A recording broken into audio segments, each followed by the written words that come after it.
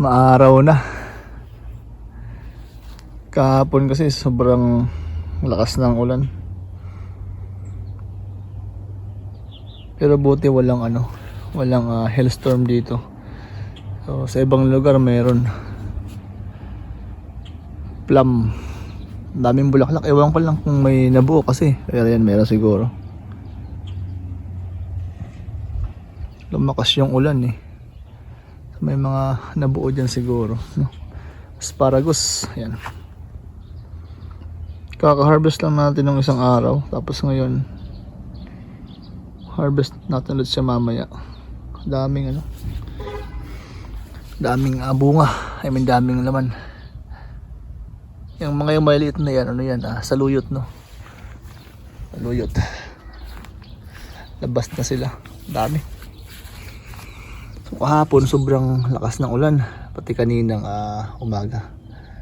So hindi tayo nagdilig. Pati ngayon. And 1 week simula nung nag-vlog. Ito ngayon yung ating update. So ito yung likod natin, no? Tapos na po tayo tanim lahat ng gulay sa ating garden. Yan, natapos tayo magtanim nung linggo. And ngayon ay June 3, Wednesday. Yan. Ito na yung ating ampalaya dito sa likod. Tapos may mga nasa pat tayo na mga sili. Andun yung tanglad. Ayan, tanglad. Tapos dito sa gilid puro siya sitaw. Ayan. Sitaw po yan lahat. Medyo madamo po siya hanggang sa dulo. Puro po yan sitaw. Ikot tayo saglit. Ano ngayon dito? Alas 4 ng hapon. Ito. So baka nalaglag yung ibang bulaklak ng ating apple. Ito yung dating pinapakita ko, yung iba't ibang variety ng apple, no? Dito ay ampalaya. So dalawang rice bed to. Yan. Tapos ang gilid puro po siya ampalaya. Na nagtanim ako dyan ng damo, buhay na. Dito sili, yung mga nasa paso. Lapad naman kaagad nito.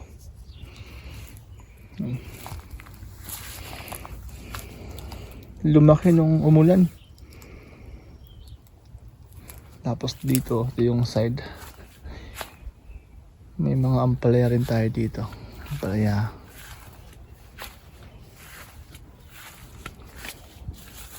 Ikot lang tayo saglit, no? Ang dulo patola. Yan, mga patola po yan. And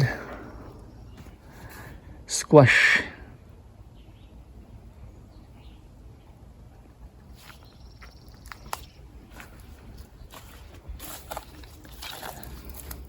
Patola. Ito patola rin po ito. Isang raised bed po ito. Yan. Hindi gaano maganda yung tubo ng iba kasi nabugbog po yan ng hangin eh. Init, hangin. Yan. Pero makakabawi pa po yan. Hindi ko pa nakakabit yung kulay green na net nito. Pero ang daming bunga ng ating saskatoon, no? Grabe. Sana mabuo. Panay kasi ang ulan eh.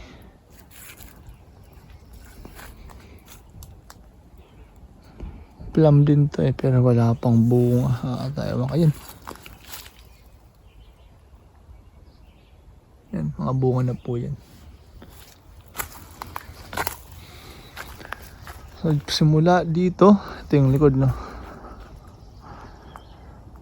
Yung compost bin natin dyan.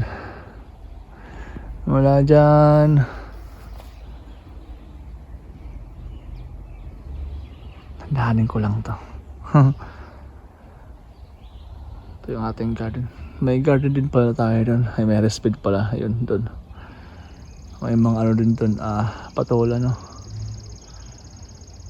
Talong. Ayan, talong po yan. Yung sumunod dyan ay saluyot. Na may kasamang sibuyas. Yung makapal na po yan. Ayan, garlic. Tapos talong. Ampalaya sa dulo. So, ayan. Tapos na po tayo magtanim lahat. Okay. Ito muna, talong. Medyo nakabawi na po sila. Uy, may bulaklak na kagad. Ay. Ngayon maganda, maaga sila. Last year kasi medyo late eh. Kaya ngayon, inagahan natin. Para mamunga ng maganda. Ang dami na ito oh. Yun, tago. Yun oh.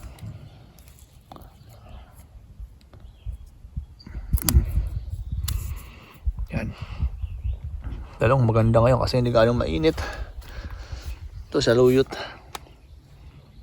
Yan, puro po yan saluyot. So galing po siya sa buto, no? Binudpud lamang po natin dito. Yan. Abangan natin after 1 week kung tumubo sila lahat, no? Garlic. Ganda ng tubo.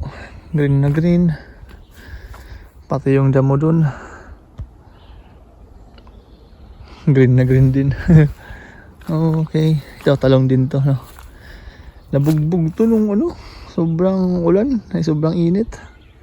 Tapos lakas pa ng hangin. Ngayon pa lang sila medyo nakakabawi, no? Same kasi pag hindi man tayo nag-trim ng maaga, baka gamuhin tayo basta pagtatanim.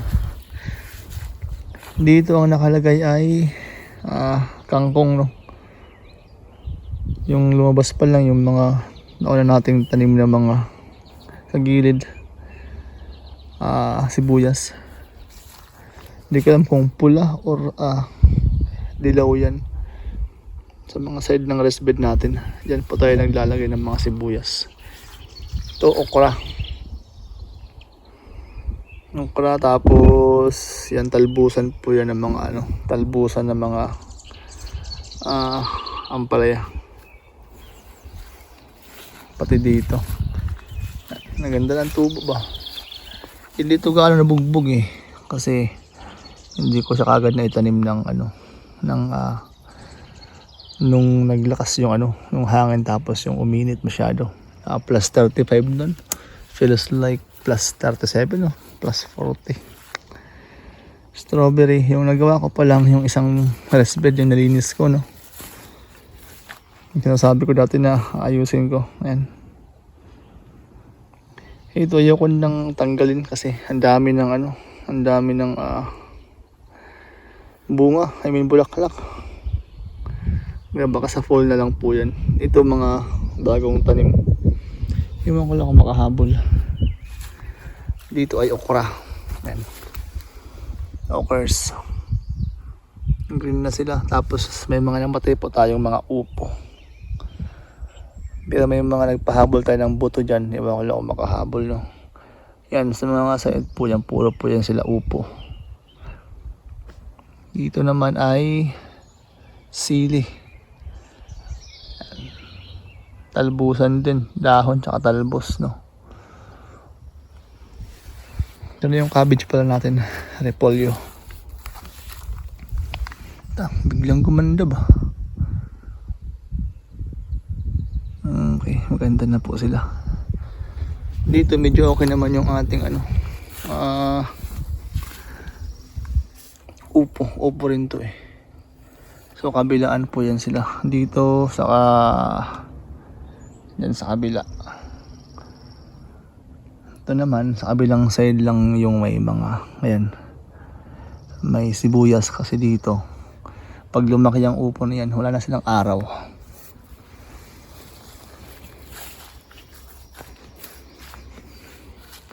Kamote, mga tanim po natin dyan. Dito sa gilid, mga beans tayo dito, no? Full beans. Tapos okra.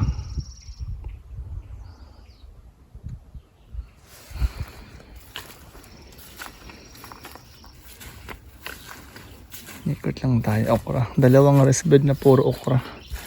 Tapos yung sobra natin, nasa paso. Dito, beans. Yan. Yan, beans po yung sa gilid. And sa gitna po niyan, meron po yan silang tanim na patatas. Ayan. Ito naman tumutubo na yan. Mga patani po yan sa nung last year ba. Lumabas po ulit sila na buhay. Ayan. Yun. Ito. Patani. Ito naman, dandelion. So, magdadamo tayo ngayon. So, mamaya na. Ikot mo tayo. Ayan. Patahan na rin yan. Saan yun? Yun. So, buhay yung buto, no? Ito pa. Wala, oh. Lalaki na. Ito. Dati kasi ang nakatanim dito, noong nakaraang taon, puro patani. Tapos ngayon, upo na siya. Maganda naman ang konti yung upo dito, no? Binugbog lang kasi siya ng init, kaya medyo mahina yung laki niya. Pero pag mga ganyan, makakahabol naman po yan sila. Pag nakabuelo po yan, diretso na po yan. Yan, may mga tanim tayo last year, pag ganito yung itsura, nakahabol naman, so okay lang. Ito yung mga magandang tubo, no? Yan. Tapos dyan, sa gilid na yan, patatas din po yan. Yung doon, dulo. Yan.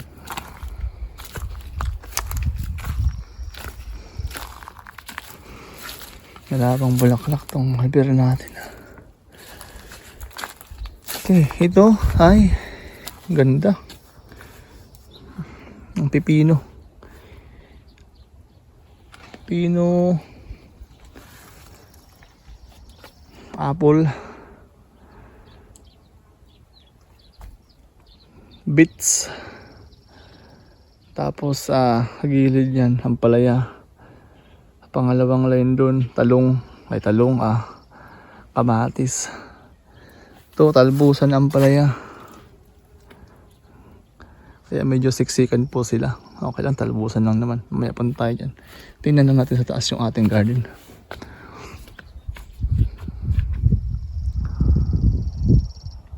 Ayan. Ayan po yung main na garden po natin ngayon, no? Kasi meron pa tayo dun sa kabila.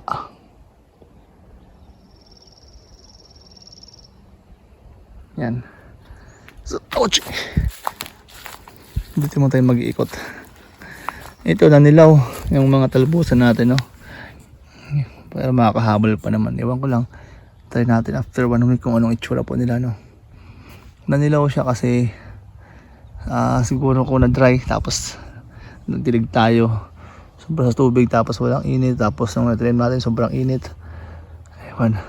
Kasi sa loob lang ng bahay to. So nung nag-harden tayo, ano siya na stress kaya ganyan, pero okay lang kasi talbusan lang naman. Pero yung iba ang ganda na, may mga talbos na po sila, may mga dahon na. Wala pa 1 linggo, no? Simula po nung nalipat natin dito, pero ngayon dahil maganda yung panahon, nakakahabol na po sila. Dahan-dahan na, dahan-dahan. Cherry, dahan. Uy. Dito ay sitaw, tapos may mga siling ay panigang or kayin. Yan, tapos sili, sitaw. Sa kabilang side, ampalaya. Tapos to, bawang.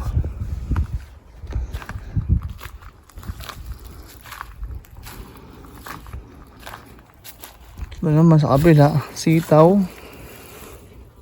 okra,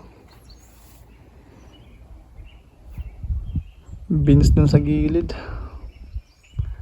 Dito, talong, tapos ampalaya.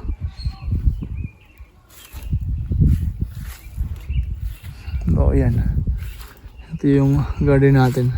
Next na lang na vlog natin yung sa harap kasi mahaba na yung video natin. Dito naman, puntahan lang natin to. Yan, patola rin yan. Medyo bumabawi na kahit papano.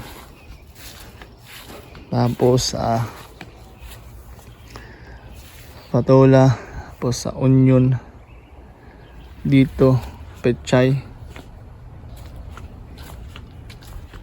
Okay. Simulang din dito, patola. And saluyot.